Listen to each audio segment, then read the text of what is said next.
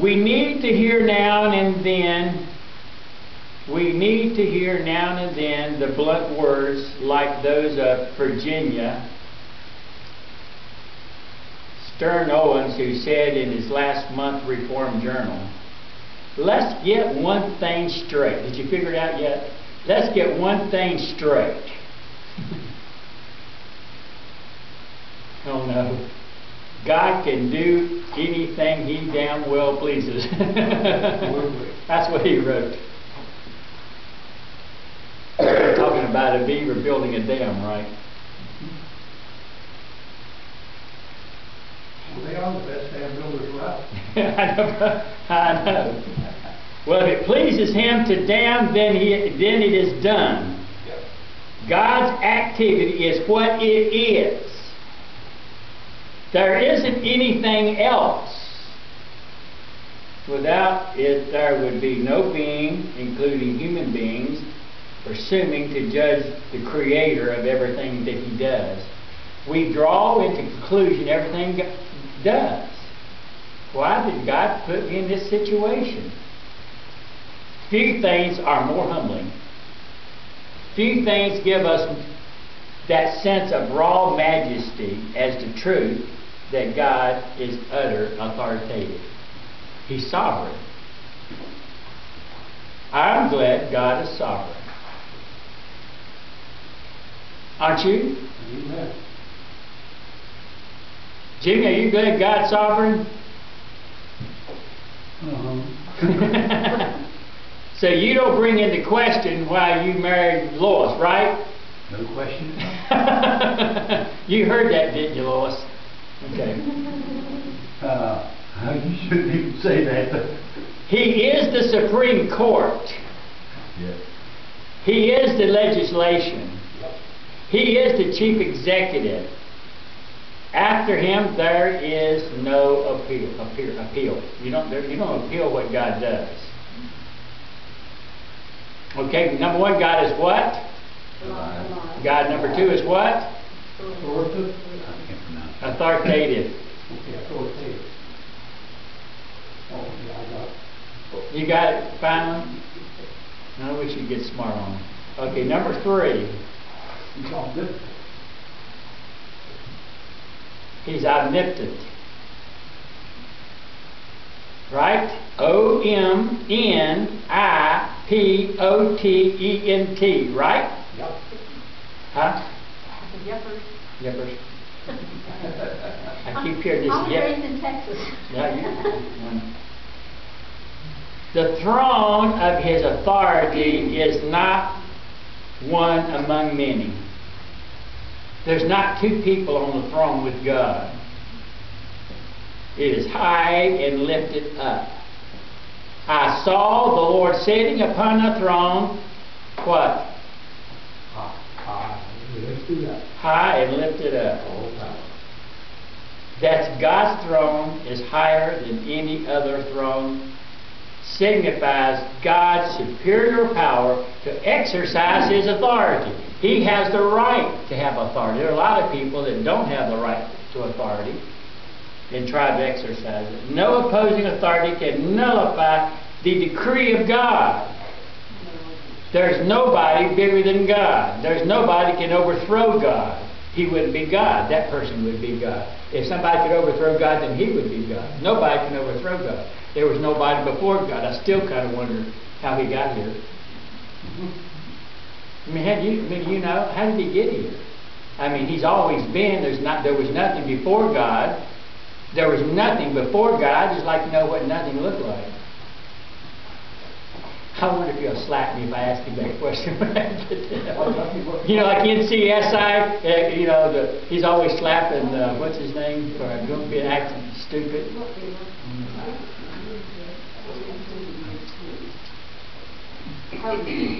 Huh? Tony. He's always getting slapped upside the head. What He purposes, He accomplishes. What He purposes, He accomplishes. My counsel shall stand, Isaiah 46:10. My counsel shall stand, and I will accomplish all my purpose. 100%. Isn't that amazing?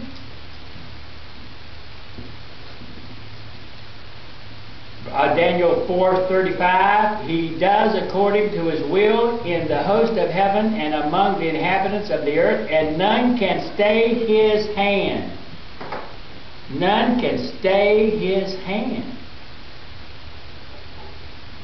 To be gripped by the omnipotent sovereignty of God is either marvelous because He is for us, or terrifying because He is against us.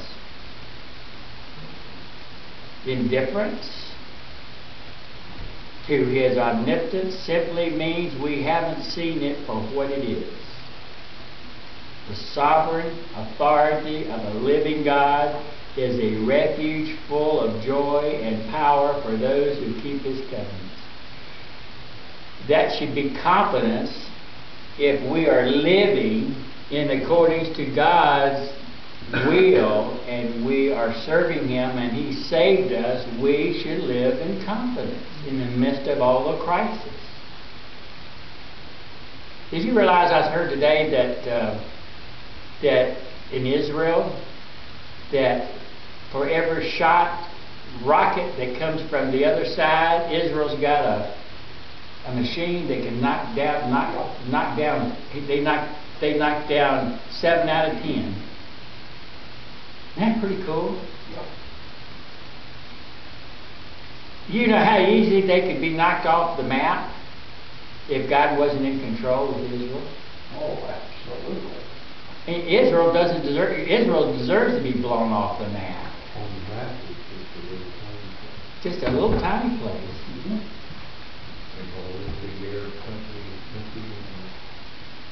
You could fly over Israel quicker than you could fly from here to Dallas. Huh? It's not even that far, is it? Only about 100 miles from the Sea of Galilee to the Dead Sea. Isn't that something? That's about 100 miles. That's Ohio's bigger than Israel. And they all want the land. I think it's showing the power of God. You say, well, why is God allowing all that? Because He is in control. I mean, they can only go so far. God only allows Satan to go so far, and He'll stop him. The throne of His authority, as I said, is up and lifted up. It is authority with supremacy to rule, supremacy of power, of control. My counsel shall stand, and I will accomplish my purpose. Isaiah 40:16. Number 4. You know it, Jimmy? Well, don't say it out loud if you know it.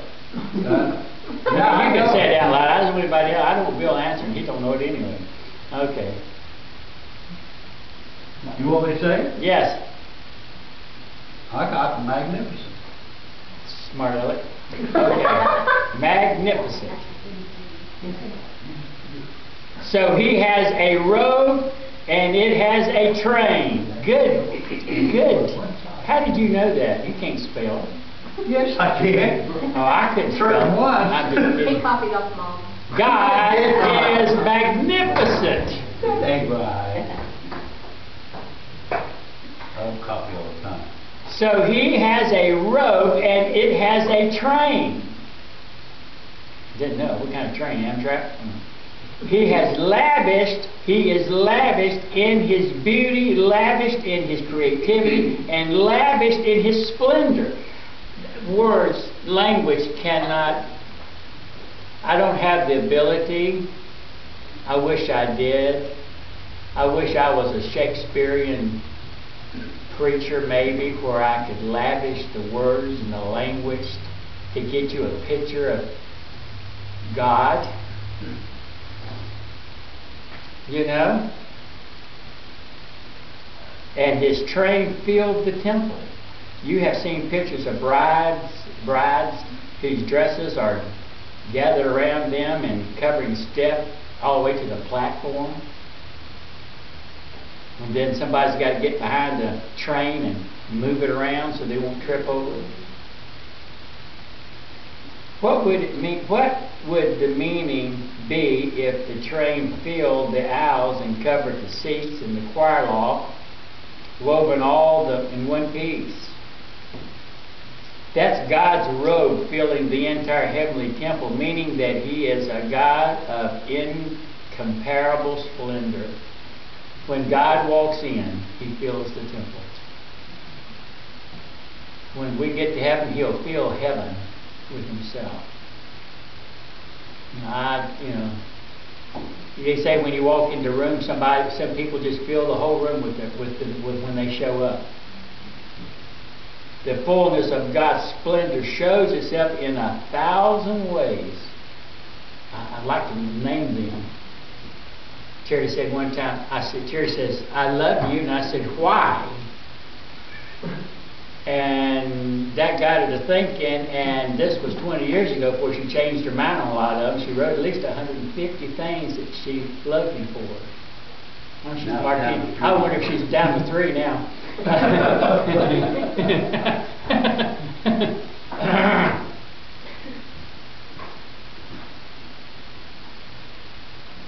God is lavished with splendor. His creative fullness spills over in excessive beauty. And if that's the way the world is, God did a good job on this earth, didn't He? He sure did. How much more splendid must be the Lord who brought it up and made it. If all He does is of splendor, how much greater is He? Number 5. He is, you know the word? Admired. Yep.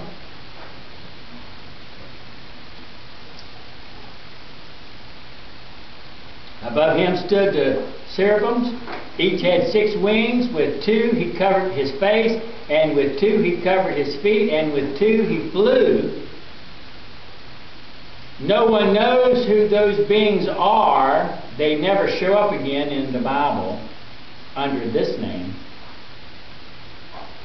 We really would like to have a meaning of what it would be for God to have in His presence beings who, when they speak, shake heaven. But these magnificent creatures cannot look directly upon God. They take their wings and they cover their face. These are sinless beings. They've never fallen. And they're ashamed of their feet before this God. So they can't see Him straight on, and they got to cover their feet, and they kind of keep moving around Him. God is revered. Some of you would just walk right up to God and say, "God, I got a couple things I'd like to talk to you about." It's amazing how many peons walk up to. I saw this all when Bob and I went to a fellowship meeting down in Tennessee, and I revered Lee Robinson. I mean, I wouldn't even get close to him, and I didn't think I should even be standing beside him. And you'd see those guys just walk up to him and pat him on the back and shake his hands and put the arms around him, and I think when we see God, it's going to be hard for us for a while to look at things. Mm-hmm. The angels could not, they were sinless. They didn't have any sin in their lives. And I saw that when I went out to see John MacArthur. I finally got enough. I mean, when I went, there was only 250 men, preachers. Now there's 3,000 that go out there. So with 250, it was a little bit more intimate. And I remember finally swallowing, and I walked up and I actually sat down beside him. You know, I'm beside John MacArthur. And I looked over and I saw his notes and I said, could I look at your notes? And he handed them to me. Whew, I thought that was cool. And I looked at his notes and I said, you know, Brother John, these look like mine. I didn't say that. I wasn't about to say that. I'd been stumbling all over the place. And he said, you know, it really is good that you guys come. He said, I've been here so long, everybody in the church thinks I'm just old John. They don't think I'm anybody. You guys come once a year and make me feel like I'm somebody. The rest of the year I feel like I'm just one of the regular guys. He said, it's good sometimes to be revered, or in that sense. But there are some people that we do revere, and that's good. And we act that way. Though we may look at this world and weep at how many millions give him no reference at all, God will see to it that he will always be fittingly revered when those seraphim angels, day and night, going what one ought to do in his life. His cherubims are constantly floating around him in adoration and praise. God is revered. Or God is what? What did I say? Admired. Admired. Read the words. Above him stood the cherubims. Each had 6 wings with 2 and so forth. No one knows. Given the grandeur of the scene and the power of the angelical host, we had best not picture chubby winged babies floating around the Lord's ears. According to verse 4, when one of them speaks, the foundation of the temple shakes.